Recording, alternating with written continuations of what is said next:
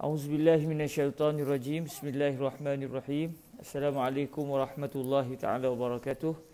Bismillah wassalatu wassalamu ala al-habibil mustafa sayyidina wa maulana Muhammadir Rasulillah wa ala alihi wa itratihi wa ashabihi ajma'in wa man walah. Asyhadu an la ilaha illallah wahdahu la syarikalah wa asyhadu anna habibana wa sayyidana wa maulana Muhammadan abduhu wa rasuluh وصفيه من خلقه وحبيبه أدى الأمانة وبلغ الرسالة ونصح الأمة وكشف الله به الغمة اللهم صل وسلم وزد وبارك على الحبيب المصطفى سيدنا ومولانا محمد رسول الله وعلى آله وعترته وأصحابه ومن والاه أما بعد. Alhamdulillah, kita bersyukur pada Allah Subhanahu Wa Taala.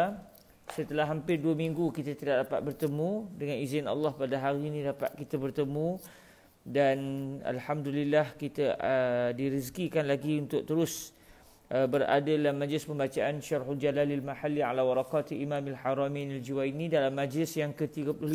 Sudah 35, sudah 34 majlis sebelum ini, dan Alhamdulillah kita telah masuk kepada perbahasan Al-Amru pada bulan Januari hari itu. Kita sudah dapat berada dalam dalam perbahasan berkenaan dengan Al-Amru, dan saya mohon maaf selama 2 minggu betul-betul saya tidak dapat untuk bersama-sama dengan tuan-tuan yang dirahmati Allah di atas masalah yang tak dapat nak dielakkan. Ala kulli hal, moga-moga Allah Subhanahu Wa Taala memberikan kepada kita kelapangan waktu untuk terus dapat membaca dan mendalami kitab Syarhul Jalalil Mahalli ini, insya-Allah Subhanahu Wa Taala. Selain itu, saya juga dimaklumkan oleh seorang sahabat kita yang mengikuti kelas ini secara berterusan. Allahu yujazihi al-khair. Seorang sahabat kita yang mengikut kelas ini menyatakan yang saya tertinggal perbahasan berkenaan dengan Al-Majaz bin Nuqsan sebelum ini, iaitu sahabat kita Al-Fadhil Ustaz Ikhwan Muhammad Ikhwan daripada Pulau Pinang. Beliau menyatakan bahawa beliau mengikuti kelas ini dan beliau mendapati bahawa tidak ada huraian berkenaan dengan tajuk Al-Majaz bin Nuqsan. Jadi maknanya tanpa sedar saya sudah terlangkau satu perbahasan sewaktu kita bicara tentang Al-Majaz sebelum ini. Perbahasan tentang Al-Majaz, iaitu salah satu sebab kepada berlakunya Al-Majaz, iaitu Al-Majaz bin Nuqsan. Saya tidak membaca perbahasan ini. Jadi insya-Allah hari ini kita akan mulakan terlebih dahulu dengan perbahasan berkenaan dengan Al-Majaz bin Nuqsan. Selesai perbahasan tentang Al-Majaz bin Nuqsan, kita akan masuk terus kepada perbahasan Al-Amru yang telah dibaca sebelum ini. Kita sambung saja perbahasan Al-Amru. Jadi hari ini kita akan ada sedikit ulangan perbahasan berkenaan dengan Al-Majaz bin Nuqsan. Adapun Al-Majaz bin Naqli sudah kita pelajarinya. Begitu juga Al-Majaz bil Isti'arah. Sebab sebagaimana yang kita telah dinyatakan, telah diberitahu oleh Imamul Haramain, majaz ada 4 sebab menerusi kitab ini, iaitu majaz dengan sebab ada tambahan, majaz dengan sebab ada pengurangan, majaz dengan sebab adanya perpindahan daripada satu makna kepada satu makna, dan yang terakhir adalah majaz disebabkan adanya penggunaan kalimah yang berunsur perumpamaan. Jadi Alhamdulillah 3 daripada 4 ni sudah kita pelajari. Cuma yang saya sendiri terlangkau, tak perasan, ingatkan dah baca, rupanya tak baca. Terima kasih pada Al-Fadhil Ustaz Muhammad Ikhwan daripada Pulau Pinang yang telah memberitahu saya bahawa saya belum membacanya lagi berkenaan dengan Al-Majaz bin Nuqsan. Jadi insya-Allah kita akan mulakan hari ini, perbahasan hari ini dengan Al-Majaz bin Nuqsan terlebih dahulu, sebelum kita membaca sambungan berkenaan dengan Al-Amru. Dan sebagaimana biasa, sebelum kita memulakan huraian kepada Syarhul Jalalil Mahalli, kita akan mengulang terlebih dahulu matan waraqat kita dengan satu cita-cita, moga-moga Allah Subhanahu Wa Taala menjadikan ilmu usul fiqh ini bertapak kukuh dalam hati kita. Yang ilmu usul fiqh ini adalah satu ilmu yang akan menunjukkan kepada kita betapa kuatnya daya akademik yang ada pada para fuqaha di dalam mereka mendalami ilmu fiqh, dan dalam masa yang sama kita juga dapat mempertahankan syariat ini dengan bantuan ilmu usul fiqhi daripada mana-mana pihak yang cuba untuk menafsirkan Al-Quran dan juga hadis, khususnya berkait dengan hukum hakam, yang mereka mahu menafsirkannya berdasarkan kefahaman mereka sendiri tanpa berpandukan kepada etika yang telah didatangkan oleh ilmu usul fiqhi, insya-Allah.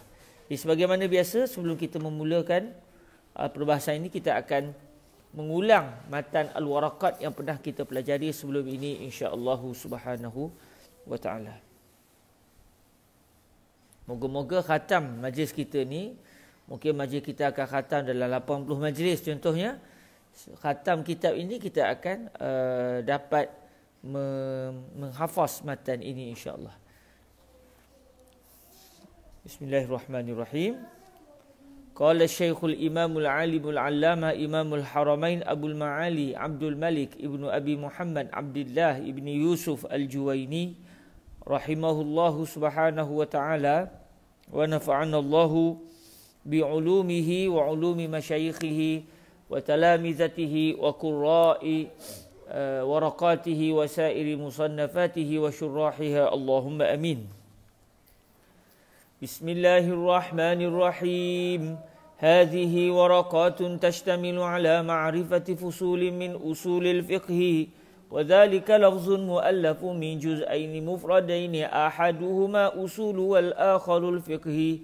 فالأصل ما بني عليه غيره والفرع ما بني على غيره والفقه معرفة الأحكام الشرعية التي طريقها الاجتهاد والأحكام 7: الواجب والمندوب والمباح والمحظور والمكروه والصحيح والباطل. فالواجب ما يثاب على فعله ويعاقب على تركه، والمندوب ما يثاب على فعله ولا يعاقب على تركه، والمباح ما لا يثاب على فعله ولا يعاقب على تركه، والمحظور ما يثاب على تركه ويعاقب على فعله، والمكروه ما يثاب على تركه ولا يعاقب على فعله، والصحيح ما يتعلق به النفوذ ويعتد به، والباطل ما لا يتعلق به النفوذ ولا يعتد به. والفقه أخص من العلم، والعلم معرفة المعلوم على ما هو به، والجهل تصور الشيء على خلاف ما هو به، والعلم الضروري ما لم يقع عن نظر واستدلال، كالعلم الواقع بإحدى الحواس الخمس التي هي حاسة السمع والبصر والشم والذوق واللمس وبالتواتر، والعلم المكتسب ما يقع عن نظر واستدلال، والنظر هو الفكر في حال المنظور فيه، والاستدلال طلب الدليل، والدليل هو المرشد إلى المطلوب، والظن تجويز أمرين أحدهما أظهر من الآخر، والشك تجويز أمرين لا مزية لأحدهما على الآخر. وأصول الفقه طرقه على سبيل الإجمال وكيفية الاستدلال بها وما يتبع ذلك. ومعنى قولنا كيفية الاستدلال بها ترتيب الأدلة في التقديم والتأخير وما يتبع ذلك من أحكام المجتهدين. ومن أبواب أصول الفقه أقسام الكلام والأمر والنهي والعام والخاص والمجمل والمبين والظاهر والمؤول والأفعال والناسخ والمنسوخ والإجماع والأخبار والقياس والحظر والإباحة، وترتيب الأدلة وصفة المفتي والمستفتي وأحكام المجتهدين. فأما أقسام الكلام فأقل ما يتركب منه الكلام اسمان أو اسم وفعل أو فعل وحرف أو اسم وحرف، والكلام ينقسم إلى أمر ونهي وخبر واستخبار، وينقسم إلى تمن وعرض وقسم. ومن وجه آخر ينقسم إلى حقيقة ومجاز، فالحقيقة ما بقي على موضوعه وقيل ما استعمل فيما اصطلح عليه من المخاطبة، والمجاز ما تجوز به عن موضوعه. فالحقيقة إما لغوية وإما شرعية وإما عرفية، والمجاز إما أن يكون بزيادة أو نقصان أو نقل أو استعارة.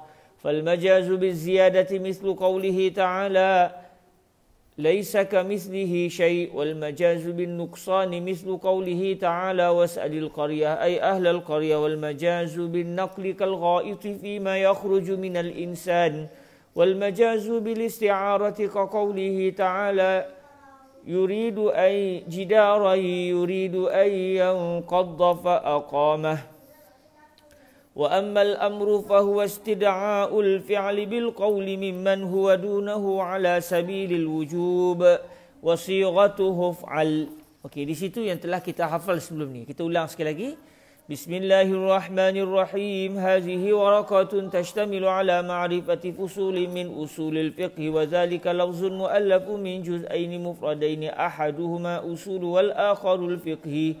فالأصل ما بني عليه غيره والفرع ما بني على غيره والفقه معرفة الأحكام الشرعية التي طريقها الاجتهاد والأحكام سبعة الواجب والمندوب والمباح والمحظور والمكروه والصحيح والباطل. الواجب ما يثاب على فعله ويعاقب على تركه والمندوب ما يثاب على فعله ولا يعاقب على تركه والمباح ما لا يثاب على فعله ولا يعاقب على تركه والمحظور ما يثاب على تركه ويعاقب على فعله والمكروه ما يثاب على تركه ولا يعاقب على فعله والصحيح ما يتعلق به النفوذ ويعتد به والباطل ما لا يتعلق به النفوذ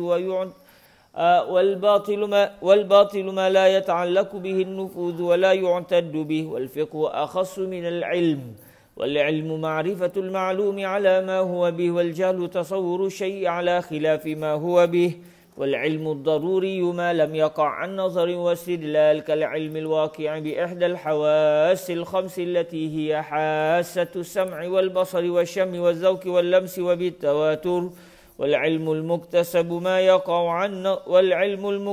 ما يقع عن نظر واستدلال والنظر هو الفكر في حال المنظور فيه والاستدلال طلب الدليل والدليل هو المرشد إلى المطلوب والظن تجويز أمرين أحدهما أظهر من الآخر والشك تجويز أمرين لا مزية لأحدهما على الآخر وأصول الفقه تركه على سبيل الإجمال وكيفية الاستدلال بها وما يتبع ذلك. ومعنى قولنا كيفية الاستدلال بها ترتيب الأدلة في التقديم والتأخير وما يتبع ذلك من أحكام المجتهدين.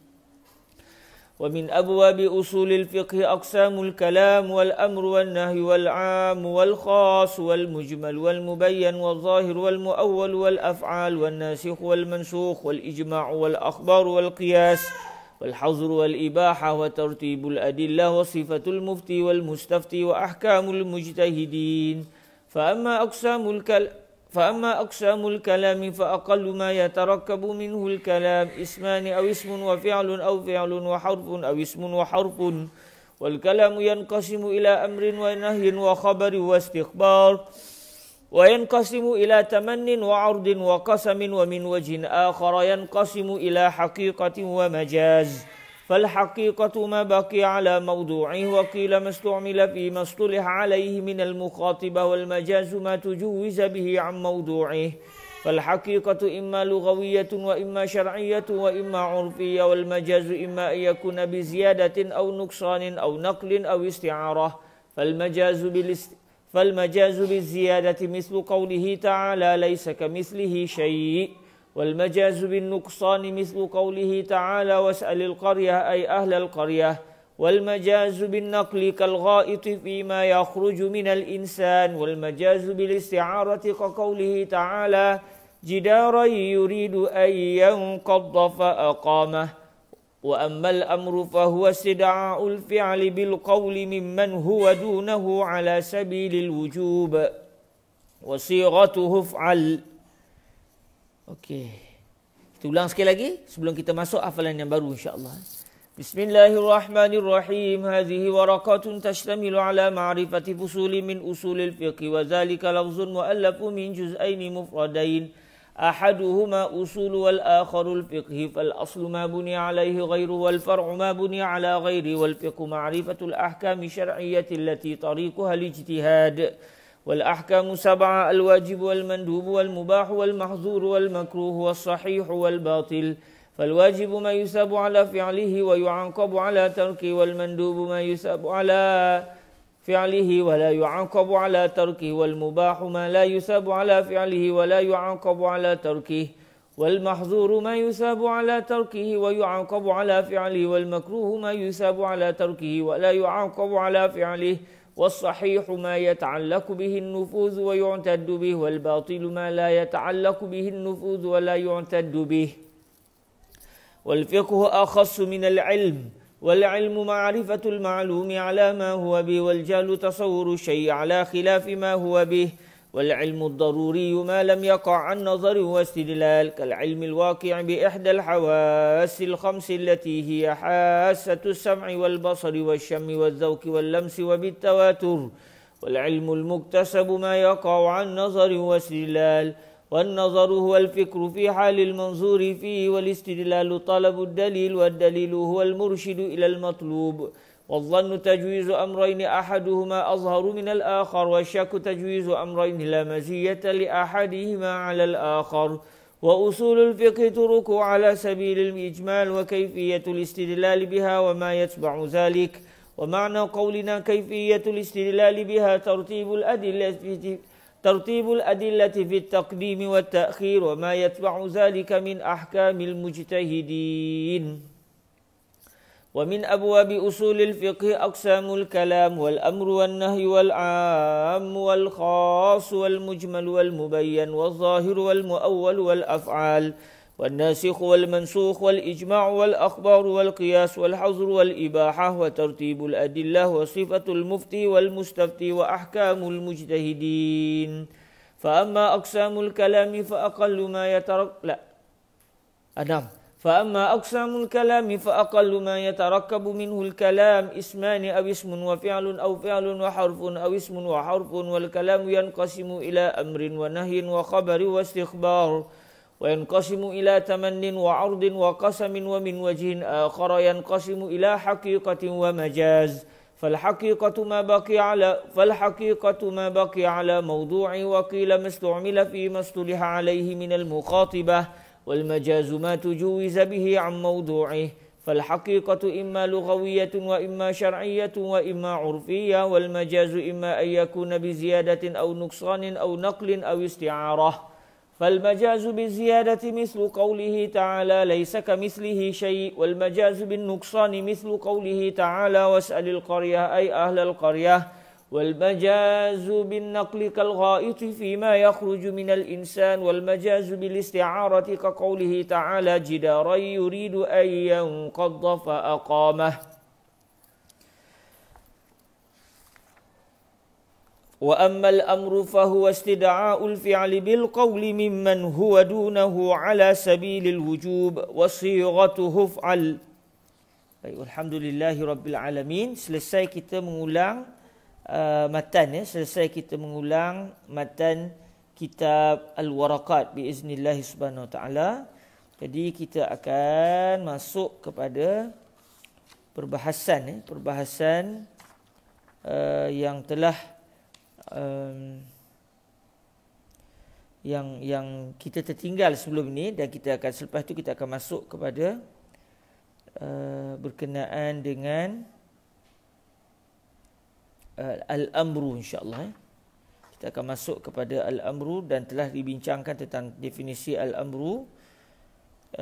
Kita akan masuk kepada al-amru, nanti kita akan bincang tentang sekiranya perintah yang disebut oleh syariat sama ada Allah atau Rasul itu sunyi daripada sebarang qarinah, sebarang tanda, maka adakah perintah itu wajib dilaksanakan ataupun tidak? Nanti kita akan bincangkan dalam perbahasan yang akan datang.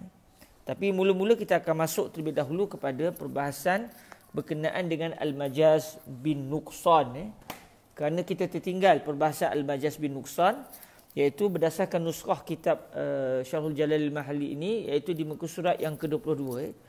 Bagi yang memiliki kitab ini, di muka surat yang ke-22 insya-Allah.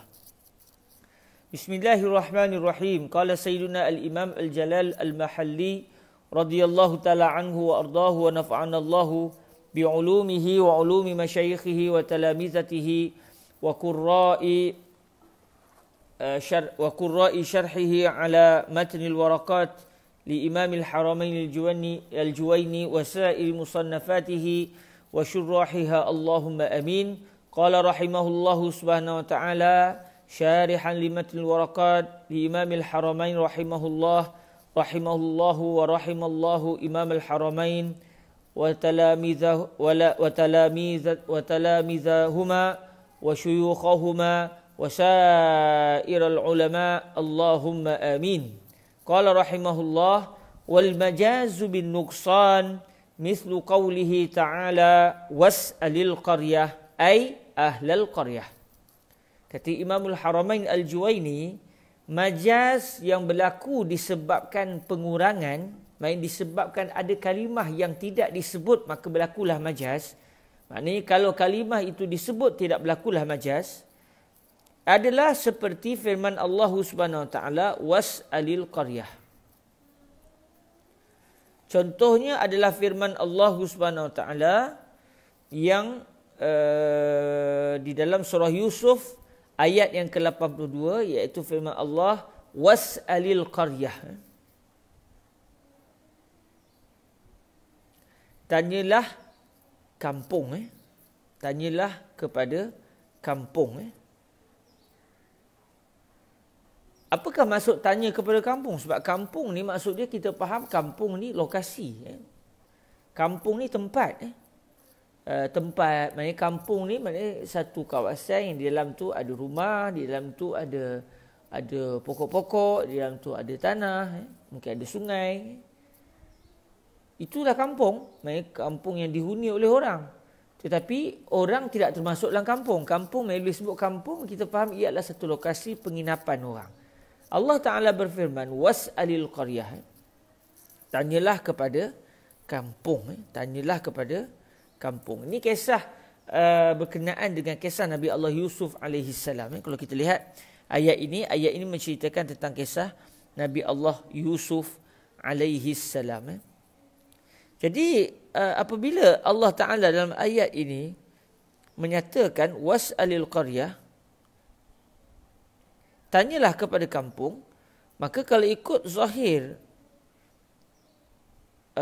yang kita faham daripada ayat ini, seakan-akan menunjukkan bahawa Allah Subhanahu Wa Taala memerintahkan kita bertanya kepada kampung. Mereka kita suruh bertanya, Allah Ta'ala seakan-akan menyuruh kita bertanya kepada lokasi. So bertanya kepada lokasi, sedangkan itu adalah tidak betul. Itu adalah kira-kiranya macam mana kita nak tanya pada lokasi. Lokasi bukan boleh jawab. Takkan saya nak tanya pada pokok, takkan saya nak tanya pada padang, takkan saya nak tanya pada tanah, takkan nak tanya pada rumah. Jadi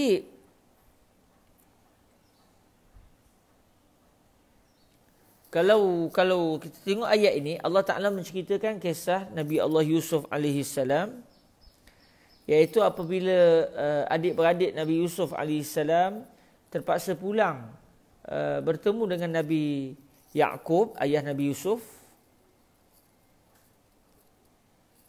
dalam keadaan mereka terpaksa pulang tanpa Nabi Allah Yusuf AS, kerana Nabi Yusuf sudah ditahan di Mesir.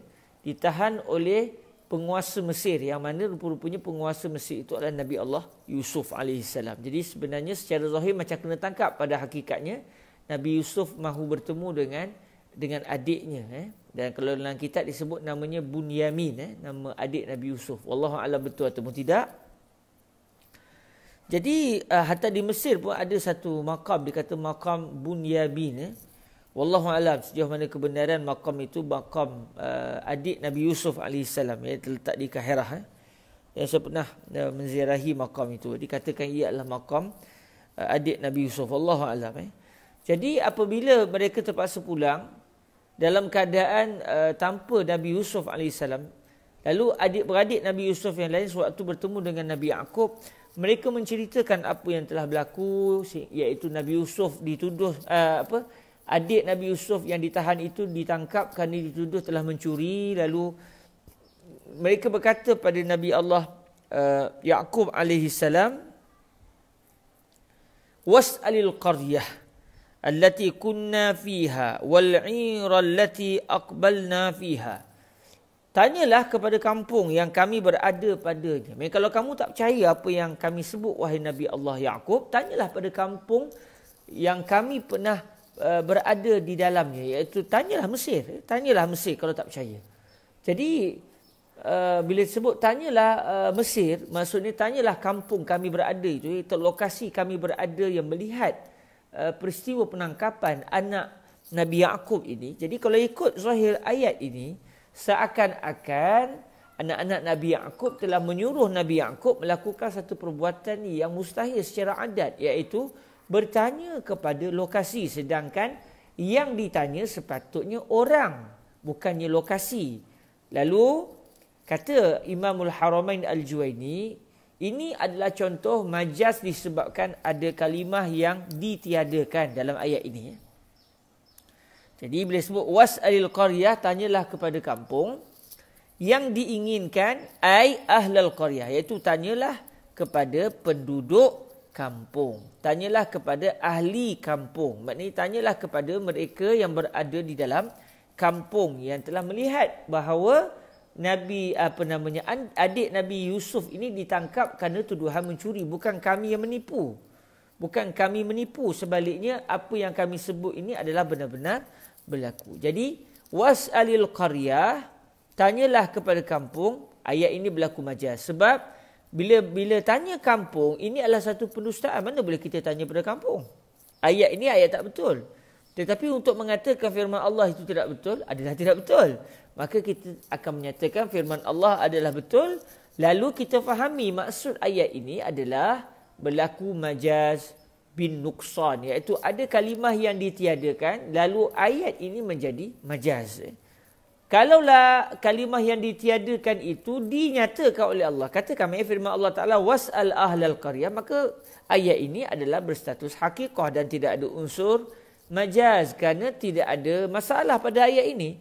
Tetapi apabila tanyalah kepada kampung, ketika itu ia adalah satu soalan yang secara zahirnya satu soalan yang tidak betul. Tetapi oleh kerana ia disebut oleh Allah Azza wa Jal, dan Allah mengabadikan ucapan adik-beradik Nabi Yusuf ketika mereka menyatakan kepada Nabi Yaqub tentang kehilangan adik Nabi Yusuf, maka ayat ini tidak ada masalah. Maknanya pada ayat ini berlaku majaz. Apa majaz jenis ini? Namanya al-majaz bin nuqsan. Majaz yang berlaku kerana kekurangan, kerana ada pengurangan kalimah, ada pengurangan kalimah.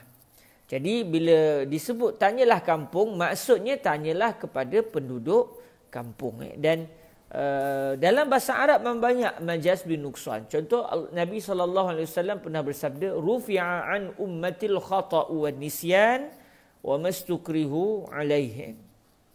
Telah diangkat, maksudnya sudah diangkat, sudah dihilangkan, ditiadakan.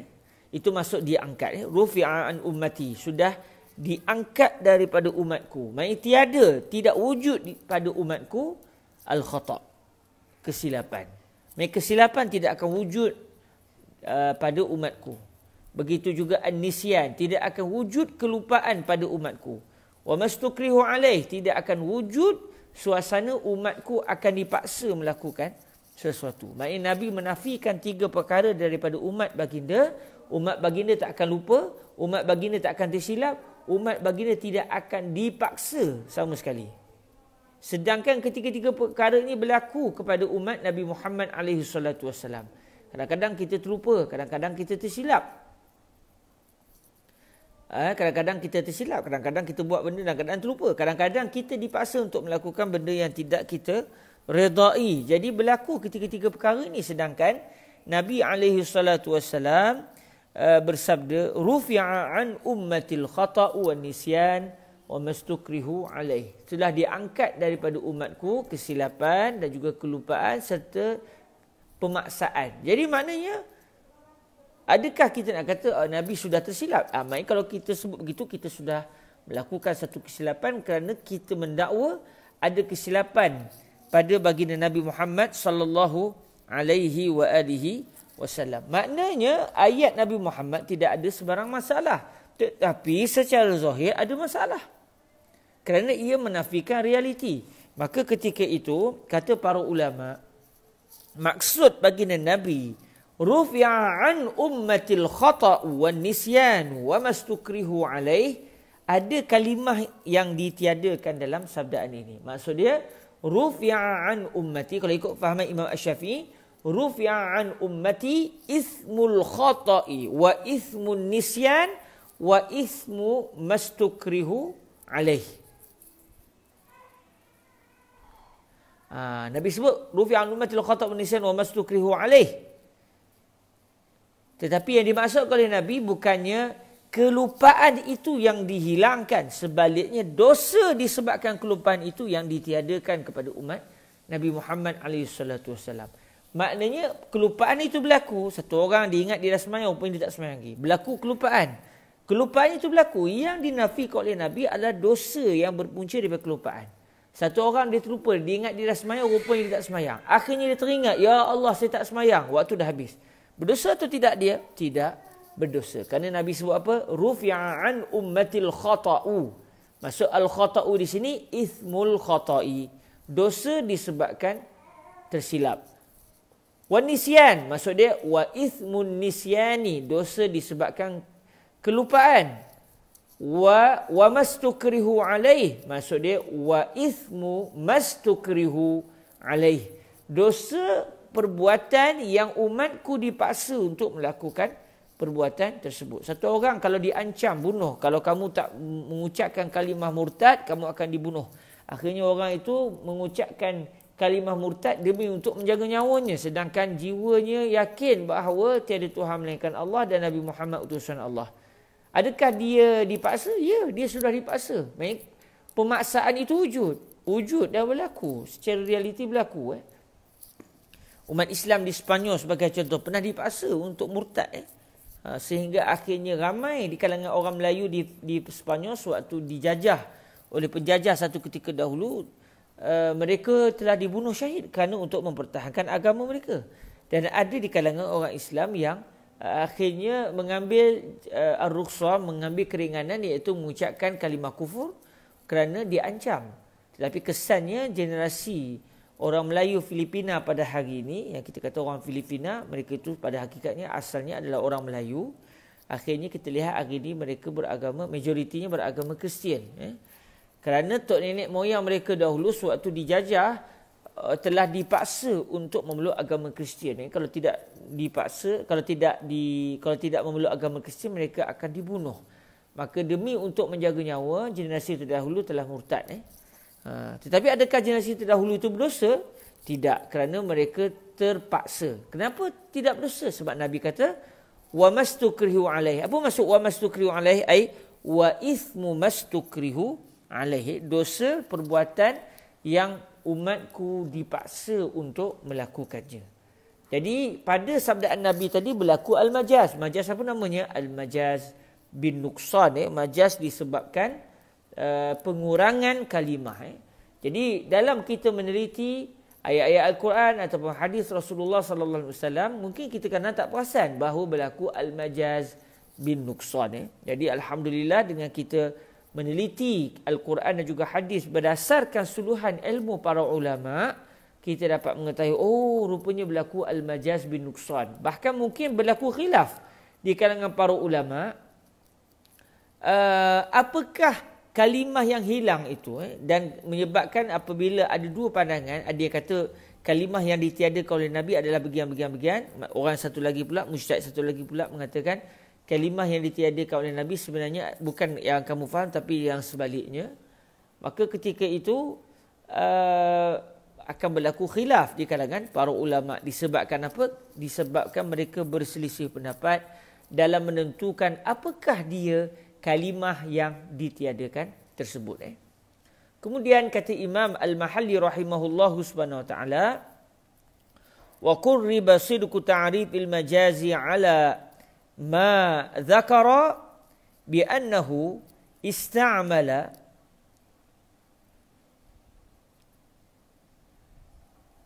nafya mislil misli fi nafyil misli wa su'al al-qaryati fi su'ali ahliha. Timbul satu persoalan, persoalan iaitu adakah majaz bin nuqsan dengan majaz bin ziyadah ini kena dengan definisi majaz? Kerana menurut definisi majaz sebelum ini adalah wal majazu ma tujuwiza bihi an maudu'ihi. Majaz adalah satu kalimah yang sudah dipindahkan daripada makna asalnya. Maknanya, kalau ikut definisi yang didatangkan oleh Imamul Haramain Al-Juwaini, dan kita bincangkan sebelum ini, definisi majaz ini bukanlah definisi yang dipegang oleh Imamul Haramain. Sebaliknya Imam Al-Haramain memegang satu lagi definisi bagi al-majaz, iaitu mastu'mila fi ghairi mastuliha alaihi minal mukhatibah. Sesuatu kalimah yang digunakan bukan pada makna yang sudah diletakkan bagi kalimah tersebut di sisi golongan yang berbicara. Ini pen, contoh ini handset. Kalau saya kata, saya dengan kawan-kawan saya pakat, supaya kita nak mengelaburi orang, contoh, saya kata saya nak pensel, boleh sebut nak pensel, masuk di ni, handset. Ketika itu saya sudah menggunakan maknanya bila saya menggunakan kalimah pen, tiba-tiba saya maksudkan ia adalah handset, saya padahal kalimah pen merujuk kepada makna yang lain. Tiba-tiba saya guna kalimah pen, orang ramai menggunakan kalimah pen merujuk kepada alat tulis. Apabila saya menggunakan kalimah pen, saya pakat dengan kawan-kawan saya, kalau kita guna pen, nak pinjam pen, maksud nak pinjam handset. Saya cipta satu istilah. Jadi apabila saya menggunakan kalimah pen dan saya maksudkan adalah handset, ketika itu di sisi orang ramai, saya sudah menggunakan satu kalimah bukan pada makna yang sudah disepakati olehnya di sisi masyarakat. Maka ketika itu, menggunakan kalimah pen sedangkan yang dimaksudkan adalah handset, itu adalah majaz. Maknanya, definisi majaz adalah penggunaan satu kalimah, bukan tidak digunakan satu kalimah atau menambah satu kalimah. Jadi kalau ikut definisi al-majaz, majaz adalah satu kalimah yang digunakan pada selain daripada makna yang sudah ditetapkan untuk kalimah tersebut di sisi golongan yang berbicara. Dan telah kita bincang panjang lebar berkenaan dengan definisi al-majaz. Jadi pada al-majaz biziyadah dengan al-majaz bin nuqsan, kalau al-majaz biziyadah, kita telah mendatangkan satu kalimah yang tidak diinginkan maknanya. Bukan menggunakan satu kalimah bukan pada maknanya. Kita menggunakan satu kalimah dan kita kata kalimah ni tidak bermakna, tidak mempunyai makna. Sedangkan majaz menggunakan kalimah pada makna yang selainnya. Jadi di sini persoalan. Begitu juga dengan majaz bin nuqsan. Majaz bin nuqsan lagi dahsyat. Tak ada langsung kalimah yang digunakan. Jadi kenapa pula dinamakan was'al qaryah ini berlaku majaz, sedangkan tidak ada kalimah yang digunakan? Pada firman Allah Ta'ala, laisa kamithlihi syai'. Kenapa pula dikatakan ini majaz biziyadah? Majaz dengan sebab ada tambahan, iaitu kalimah ka. Pada ucapan kamithlihi itu, kalimah ka itu, kalau ikut di sini dikatakan sebagai tambahan. Tambahan bukan maknanya tambahan di kalangan, ditambah oleh Nabi atau oleh para sahabat. Tidak. Allah Ta'ala yang menggunakan, tetapi ia tidak mempunyai makna yang diinginkan oleh kalimah kaf itu. Kerana kita kata kaf itu sebagai penyedap ayat sahaja. Sebagai penyedap ayat. Bukan mempunyai makna. Jadi orang timbulkan soalan. Kenapa majaz bin ziyadah dengan majaz bin nuqsan dinamakan majaz? Sedangkan majaz adalah penggunaan satu kalimah pada makna yang bukan diletakkan bagi kalimah tersebut. Maka Imamul Haramain, maafkan saya, Imam Al-Mahalli radhiyallahu taala anhu ingin menyatakan bahawa definisi al-majaz boleh didekatkan bahawa ianya benar berdasarkan apa yang telah disebutkan oleh Imamul Haramain, iaitu pada isu al-majaz biziyadah dengan al-majaz bin nuqsan berkait dengan definisi al-majaz. Okey, maknanya Imam Al-Mahli nak bagi tahu al-majaz biziyadah dengan al-majaz bin nuqsan boleh kita letakkan berada di bawah kategori majaz berdasarkan definisi yang telah didatangkan oleh Imam Al-Haramain, iaitu definisi yang berbunyi ma tujuwiza bihi an mawdu'i, itu definisi yang dinyatakan jelas disebut oleh beliau, atau definisi yang beliau pegang secara kefahaman kita, iaitu mastu'mila fi ghairi mastuliha alaihi minal mukhatibah. Dengan jawapan ni apa? Macam mana kita nak kata bahawa dua jenis majaz ini berada di bawah kategori definisi al-majaz? Kata beliau, bi'annahu ista'mala. Bi'annahu ay bi'anna Imam Al-Haramain. Boleh juga kita baca bi'annahu istu'mila. Kalau kita baca ustu'mila, kita baca nafyu mislil misli fi nafil misli wa su'alul qaryah fi su'ali aliha. Tapi kalau kita baca bi'annahu ista'mala, dia akan baca nafya, dan kita akan baca su'ala. Ikutlah kita nak takdir macam mana. Bi'annahu ista'mala nafya mislil misli fi nafyil misli. Jawapan dia adalah bahawa Imamul Haramain telah menggunakan penafian seumpama kepada seumpama Allah. Macam kalau kita masih ingat pada isu al-majaz biziyadah, laisa kamitslihi syai'un, tidak ada satu benda pun yang serupa dengan satu benda yang serupa dengan Allah. Jadi itu asal terjemahan dan ia adalah bercanggah dengan akidah. Tidak ada satu benda pun yang macam satu benda yang benda tu pula macam Allah. Maksudnya ketika itu secara zahir kita akan mengatakan ada benda yang macam Allah, cuma benda yang macam Allah ni tak ada benda lain yang macam dia. Ketika itu akan ada masalah sebab kita tidak mentauhidkan Allah. Sebenarnya kita akan mengatakan ada Tuhan selain daripada Allah, cuma Tuhan yang selain daripada Allah ini tak ada benda lain yang macam dia. Dia satu-satunya. Dan ini mustahil kerana kita menafikan ketauhidan, keesaan Allah Azza wa Jal.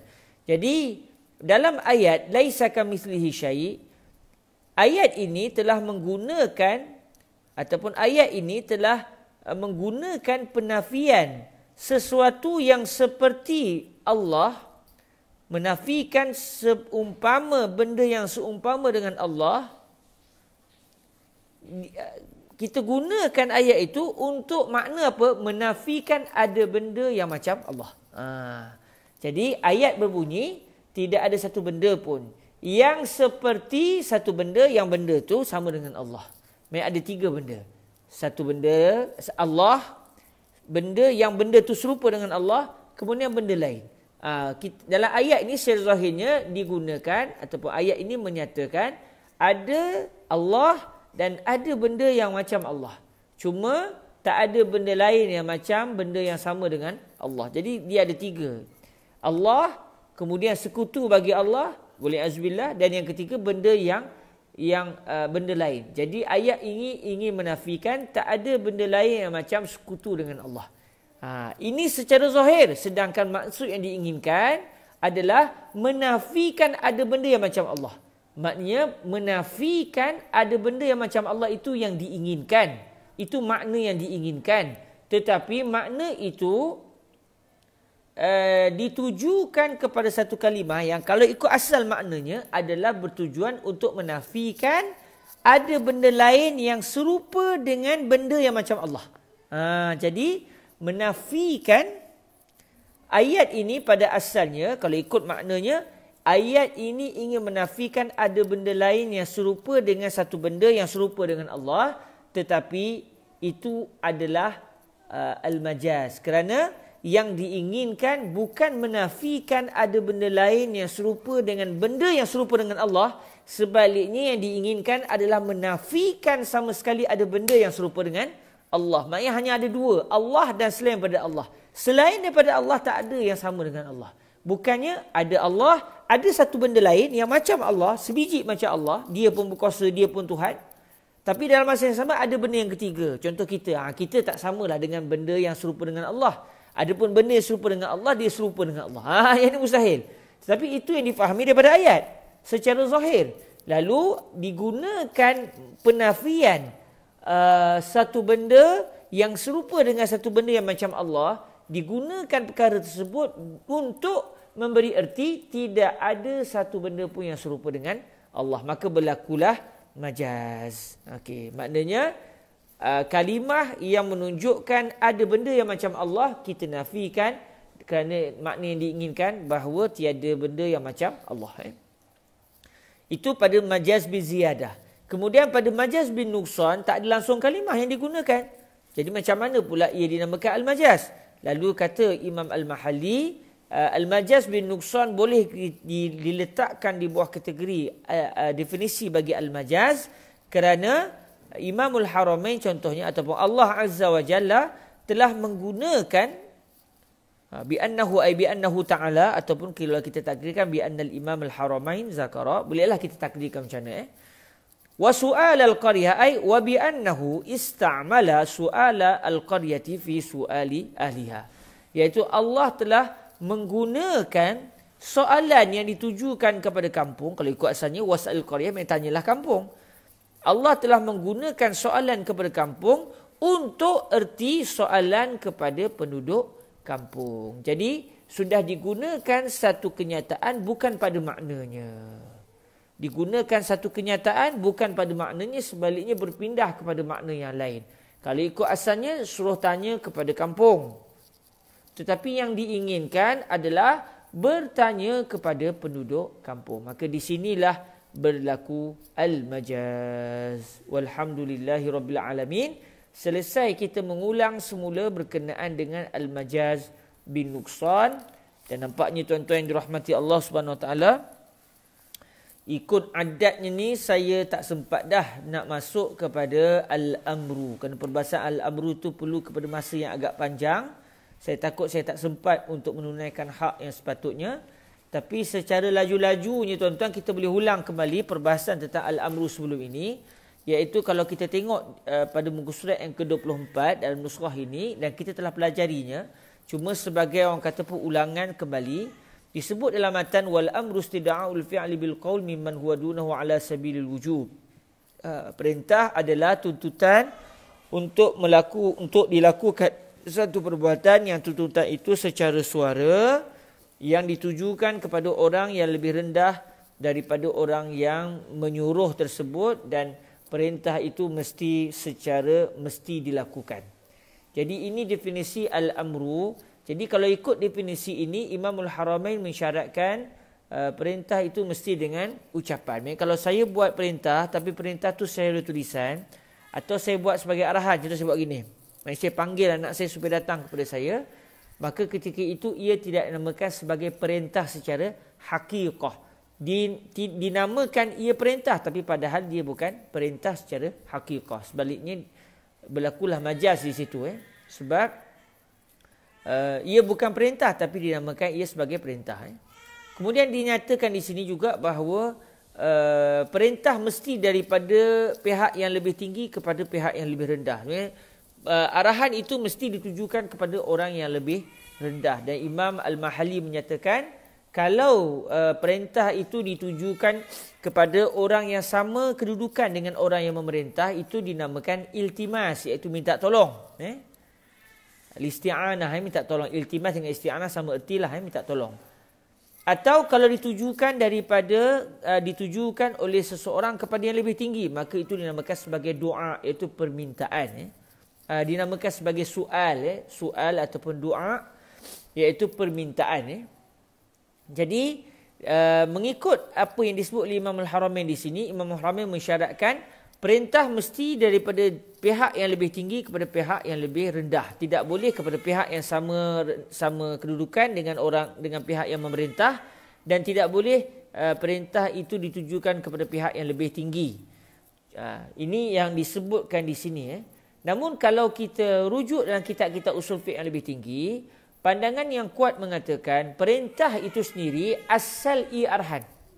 Maknanya tidak disyaratkan orang yang diperintah ataupun pihak yang diperintah, adakah ia mesti lebih rendah daripada pihak yang memerintah atau tidak. Tidak disyaratkan secara pandangan yang kuat.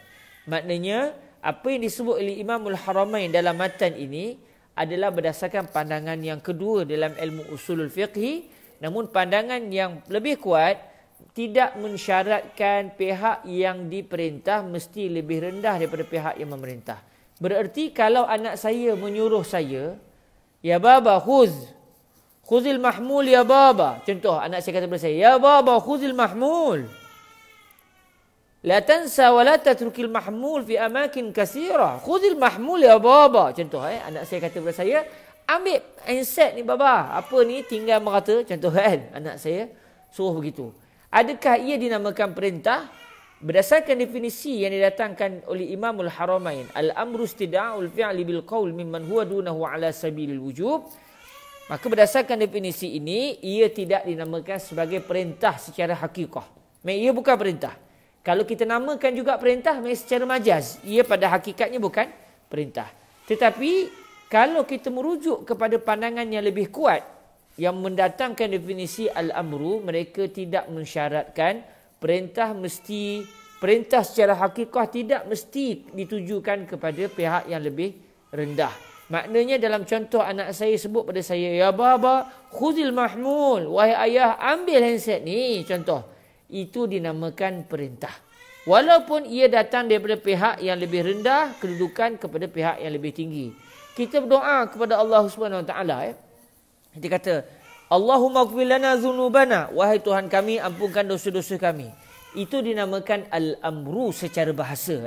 Dinamakan al-amru secara bahasa. Itu dinamakan sebagai perintah secara bahasa. Maksudnya secara hakikat bahasa, ia dinamakan sebagai perintah. Walaupun secara adabnya kita tak kata alhamdulillah saya sudah pun menyuruh dan memerintahkan Allah SWT. Itu secara adab. Secara penggunaan uruf, kita tak kata kita telah memerintahkan Allah Azza wa Jal untuk mengampunkan dosa kita. Sebab biar betul kamu memerintahkan Allah. Maknanya masyarakat tidak boleh terima kerana ia bercanggah dengan adab.